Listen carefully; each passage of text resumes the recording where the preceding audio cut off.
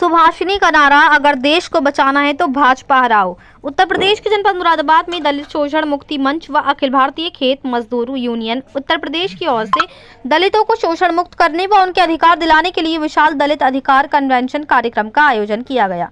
राज्यसभा सदस्य, पूर्व सांसद व दलित शोषण मुक्ति मंच की राष्ट्रीय उपाध्यक्ष सुभाषिनी अली सहगल ने मंच से रामपुर जिले में पुलिस की गोली से मरे छात्र की मौत पर भाजपा सरकार पर साधा निशाना, जिसमें उन्होंने भाजपा सरकार में कानून व्यवस्था मजबूत बताने की बात को सिरे खारिज करते हुए भाजपा को दलित का दुश्मन बताया। ये बात उन्होंने दिल्ली रोड बुद्धि विहार स्थित व्हाइट हाउस में पत्रकार वार्ता में कही। इसके बाद उन्होंने बताया कि दलित छात्र की पुलिस की गोली से हुई मौत के मामले में मंडला आयुक्त को न्यायपूर्वक कार्रवाई करने व उसके परिजनों को मुआवजा देने की मांग को लेकर ज्ञापन सौंपा है। रविवार को दलित शोषण मुक्ति मंच की राष्ट्रीय उपाध्यक्ष सुभाषिनी अली सहगल ने दिल्ली रोड स्थित व्हाइट हाउस में विशाल दलित अधिकारी कन्वेंशन के मंच से कहा कि दलित विरोधी भाजपा को हराने के लिए जो भी मैदान होगा उसे दलित वोट करेगा। उन्होंने कहा, वामपंथी लेफ्ट पूरे देश में लोकसभा चुनाव में जो भाजपा को हराएगा उसके साथ खड़ा है। उन्होंने कहा कि भाजपा मनुवाद का राज्य चाहती है, उसके लिए ही दलित छात्र छात्राओं की छात्रवृत्ति को केंद्र व प्रदेश सरकार धीरे धीरे खत्म कर रही है। ये उनकी दलितों को अनपढ़ बनाए रखने की साजिश का एक हिस्सा है। भाजपा पर भारतीय संविधान खत्म करने का भी आरोप लगाया। दिल्ली में केजरीवाल पर की गई कार्रवाई पर कहा कि भाजपा भयभीत है, भाजपा 400 सीटें लाने का दावा कर रही है, तो फिर विपक्ष से इतना क्यों डर रही है? विपक्षी दलों के बैंक खाते सीज करने का काम कर रही है। भाजपा लोकतंत्र खत्म, राजतंत्र कायम करने की राजनीति पर काम कर रही है। ये चाहती है कि अपोजिशन को बिल्कुल निहत्था कर दिया जाए। तो वहीं सुभाषिनी ने कहा कि इनको वोट क्यों दिया जाए जो एक बच्चे के पुलिस द्वारा मौत पर चिंता भी व्यक्त नहीं कर रही है। दलित विरोधी भाजपा को हराने के लिए जो भी मैदान में होगा उसे दलित वोट करेगा। हमारा नारा है, अगर देश को बचाना है तो भाजपा हराओ। मुरादाबाद से परवेज अंसारी की रिपोर्ट। जिसको कहना चाहिए बड़ी त्रासदी आपके बगल के जिले में रामपुर में फरवरी के आखिर में घटी, जब एक 10वीं में पढ़ने वाले छात्र गोली का शिकार हुआ, वो भी पुलिस की गोली, और वो उसी वक्त उस स्थान पे ही खत्म हो गया, मर गया। वो मुश्किल। धन्यवाद सर। उन्होंने जो ज्ञापन दिया है मंडल आयुक्त को, ठीक है भाई। अरे आप लोग जरा प्रेस। लेकिन अभी जो बात हुई है वो मैं आपको बताना चाहती थी और इसके साथ मैं अपनी बात को समाप्त करूँ। लेकिन अभी जो बात हुई है वो मैं आपको बताना चाहती थी और इसके साथ मैं अपनी बात को समाप्त करूँ। आप लोग थोड़ा सा छोड़ दीजिए जगह। प्रेस के साथियों बैठ जाएंगे। नहीं अरे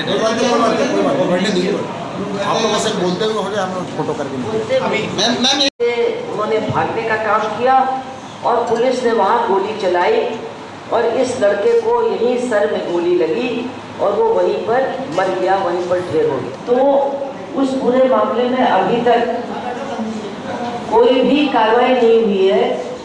हम लोगों ने मांग की है कि निश्चित रूप से पुलिस की गोली से ही मरा है, तो पुलिस वालों को दंडित किया जाना चाहिए। मतलब पूरे देश में हो रहे हैं, तो हम लोग एक मुद्दा जो लोगों की निगाह में ज़्यादा नहीं रहता है, नेताओं की निगाह में भी नहीं, कि हमारे प्रदेश में ख़ास तौर से जब से भाजपा का शासन आया है, दलित उत्पीड़न के मामले बहुत ज़्यादा बढ़ गए हैं। और अब तो हमारी जो सरकारी एजेंसीज़ हैं वो भी मान रही हैं कि सबसे ज़्यादा दलितों का उत्पीड़न, चाहे महिलाओं का बलात्कार हो, बच्चियों का हो, हत्या हो, हिंसा हो, सबसे ज़्यादा वारदात उत्तर प्रदेश में ही घट रहे हैं। तो एक तरफ तो हमारे मुख्यमंत्री तो पूरे हिंदुस्तान में इसके लिए उनकी प्रशंसा हो रही है कि वो बिल्कुल कानून व्यवस्था को उन्होंने दुरुस्त कर दिया है, सब कुछ बिल्कुल ठीक है, लेकिन सच्चाई उत्तर प्रदेश की बिल्कुल अलग है।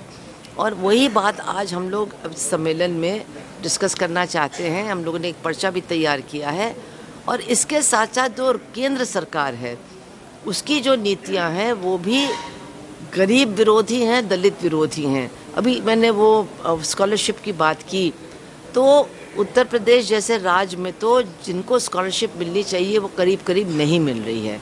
प्रशासन में भी बैठे लोग मान रहे हैं। और इसके साथ साथ केंद्र सरकार जो देती थी पहली कक्षा से लेकर के 8वीं तक स्कॉलरशिप का पैसा, उसने भी तय कर लिया है कि इस साल में अब वो नहीं देगी और आगे भी नहीं देगी। तो इससे पता चलता है कि जो न्यूनतम काम होना चाहिए जो समाज के सबसे पीड़ित लोग हैं उनके लिए, अगर वही सरकार नहीं करेगी तो इसका मतलब है कि ये सरकार उनकी पूरी तरह से दुश्मन है। तो एक तरफ निजीकरण हो रहा है, नौकरियां ख़त्म हो रही हैं, आरक्षित नौकरियां अब दिखाई नहीं देती हैं, शिक्षा में आप स्कॉलरशिप नहीं दे रहे हो तो शिक्षा कैसे लोग हासिल करेंगे।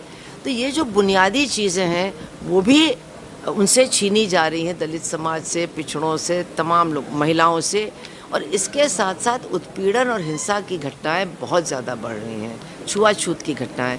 और ये जो रामपुर में घटना हुई है जहाँ गोली चली और एक लड़का जो 10वीं क्लास का था, सोमेश कुमार, वो मर गया, ये तो भयानक घटना है। आप समझ लीजिए कि 1980s में महाराष्ट्र में एक बस्ती में गोली चली थी जिसमें दलित मारे गए थे पुलिस के द्वारा, और ये उसके बाद की घटना है और उस पर कोई चर्चा नहीं, कोई बात नहीं, मुख्यमंत्री का कोई बयान नहीं, किसी की कोई चिंता नहीं। ये बहुत ही झकझोरने वाली बात है कि जितने लोग चुनाव लड़ रहे हैं, वोट मांग रहे हैं, क्यों उनको वोट दिया जाए अगर वो एक बच्चे के पुलिस द्वारा मौत के लिए भी चिंता नहीं व्यक्त कर रहे हैं। बहुत ही मन को ख़राब करने वाली बात है ये। तो इस परिस्थिति में हम लोग कोशिश ये कर रहे हैं कि दलितों के सवालों पर लोगों में जागरूकता हो। हम लोगों ने एक पर्चा भी तैयार किया है, उसको बांटने का भी काम हो। और जो सबसे बड़ी बात है कि डॉक्टर अंबेडकर द्वारा बनाया गया जो हमारा संविधान है, उसको जो आज सरकार पूरी तरह से उसका नाश कर रही है, उसको खोखला बना रही है, उसको बचाने के लिए भी लोगों में चेतना पैदा करने की ज़रूरत है और उस अभियान में भी लोगों को लगने की ज़रूरत है। ये सिर्फ दलितों का सवाल नहीं है, ये हर भारत के नागरिक का सवाल है कि अगर संविधान नहीं रहेगा तो हम एक तरह से बिल्कुल निहत्थे हो जाएंगे, हमारे पास अपने अधिकारों को बचाने के लिए कुछ भी नहीं रहेगा। अच्छा मैम, ये आपने जो है विशाल दलित अधिकार कन्वेंशन जो है